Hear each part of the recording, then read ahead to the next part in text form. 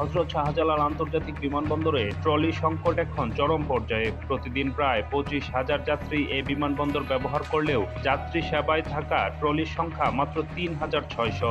ফলে একসঙ্গে একাধিক ফ্লাইট অবতরণ করলেই দেখা দিচ্ছে ভয়াবহ বিশৃঙ্খলা।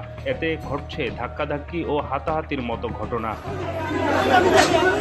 গত ১লা অক্টোবর ভোরে এমনই এক দৃশ্যের সাক্ষী হলো হযরত শাহজালাল আন্তর্জাতিক বিমানবন্দর। ভোর ৪টার দিকে প্রবল ঝড় বৃষ্টির কারণে আকাশে চক্কর দিচ্ছিল ৫টি আন্তর্জাতিক ফ্লাইট। বৃষ্টি কমলে একে একে অবতরণ শুরু হয় উড়োজাহাজগুলোর। কিন্তু ইমিগ্রেশন শেষে যাত্রীরা যখন লাগেজ নিতে যান তখন ট্রলি পাওয়া নিয়ে শুরু হয় হুড়োহুড়ি। কয়েক ডজন ট্রলি সরবরাহ করা হলেও তাতে হুমড়ি খেয়ে পড়ে শত শত যাত্রী। নিরাপত্তার দায়িত্বে থাকা আইনশৃঙ্খলা বাহিনীর সদস্যদের হিমশিম খেতে হয় বিশৃঙ্খলা নিয়ন্ত্রণে।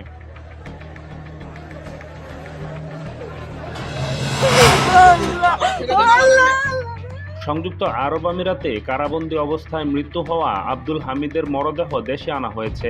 শুক্রবার সকাল ১০টার দিকে লাল সবুজের পতাকায় আবৃত কফিনে তার মরদেহ চট্টগ্রাম শাহ আমানত আন্তর্জাতিক বিমানবন্দরে আনা হয়। এরপর তাকে পরিবারের কাছে হস্তান্তর করা হয় বলে জানিয়েছে বিমানবন্দর কর্তৃপক্ষ। পারিবারিক সূত্রে জানা যায়, সংযুক্ত আরব আমিরাতের আবু ধাবিতে জুলাই আন্দোলনে অংশ নেওয়ার অভিযোগে গত ২১ এপ্রিল দেশটির আইনশৃঙ্খলা বাহিনী তাকে গ্রেফতার করে। এরপর থেকে তিনি আবু ধাবির আল সদর কারাগারে বন্দী ছিলেন।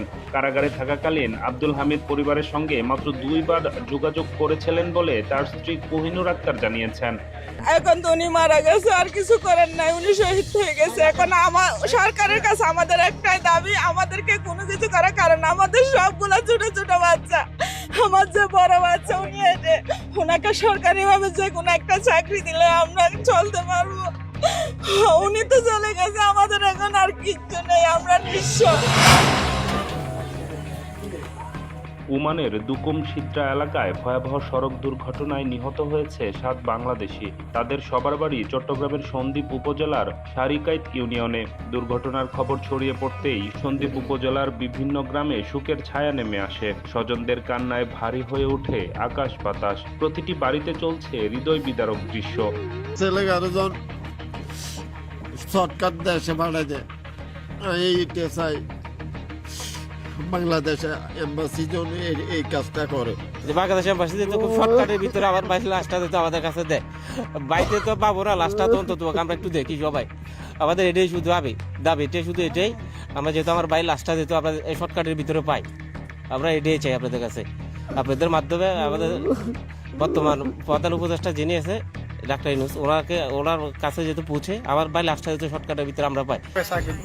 যাওয়ার আগে বাচ্চাকে কল দিছিল, বাচ্চা টিকে মারছে, আজকে টিকে মার নান্ডা বাড়িতে গেছে, মানে ওখানে টিকে মারবে। তো ওখানে ভিডিওতে কল দিয়ে বাচ্চার সাথে কথা বলছে অনেকক্ষণ। কথা বলার পর বাচ্চাকে লাস্ট কথা বলছে যেটা যে তোমরা বাড়িতে যাও, আমি চাকরি দিব। এটা করে বাপের কাছে আছে মহল রাখো। তারপর ছেলে নাকি অনেকক্ষণ বাপের দিকে তাকিয়ে আসছিল, মানে বাপের দিকে তাকিয়ে আছে দেখার জন্য।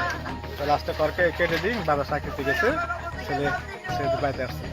বুধবার বিকেলে স্থানীয় সময় এ দুর্ঘটনা ঘটে। নিহতরা সবাই সাগরে মাছ ধরার কাজে নিয়োজিত ছিল। কাজ শেষে ফেরার পথে তাদের গাড়িতে বিপরীত দিক থেকে আসা একটি দ্রুতগামী গাড়ি ধাক্কা দিলে ঘটনাস্থলে ৭ জন প্রাণ হারান।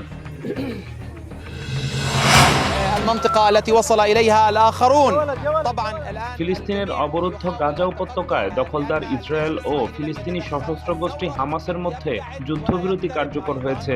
চুক্তি মেনে শুক্রবার বাংলাদেশ সময় বিকেল ৫টার দিকে ইসরায়েলি সেনারা গাজার জনবহুল এলাকাগুলো থেকে সরে যেতে শুরু করলে মানুষজন নিজ নিজ বাড়িতে ফিরতে শুরু করেছে। গাজার সংবাদ মাধ্যমগুলো জানিয়েছে, উপকূলবর্তী সড়কে হাজার হাজার মানুষের ঢল নেমেছে। সমুদ্র ঘেঁষা আল রশিদ সড়কে সারা রাত অপেক্ষার পর ইসরায়েলি বাহিনী সরে যেতেই তারা দলে দলে গাজার উত্তরাঞ্চলে নিজেদের বিধ্বস্ত বাড়ির দিকে যাত্রা শুরু করেন। এদিকে গাজায় আনুষ্ঠানিকভাবে যুদ্ধবিরতি শুরু হওয়ার পর ইসরায়েলি প্রতিরক্ষা বাহিনী আইডিএফ একটি সতর্কতা জারি করেছে। আইডিএফ এর আরবি ভাষার মুখপাত্র লেফটেন্যান্ট কর্নেল জেনারেল অভিচার আদ্রি এক বিবৃতিতে গাজার মানুষদের সতর্ক করে বলেছেন, তাদের সেনারা যেসব এলাকায় এখনো অবস্থান করছে সেখানে যেন কোনো বেসামরিক মানুষ না যান।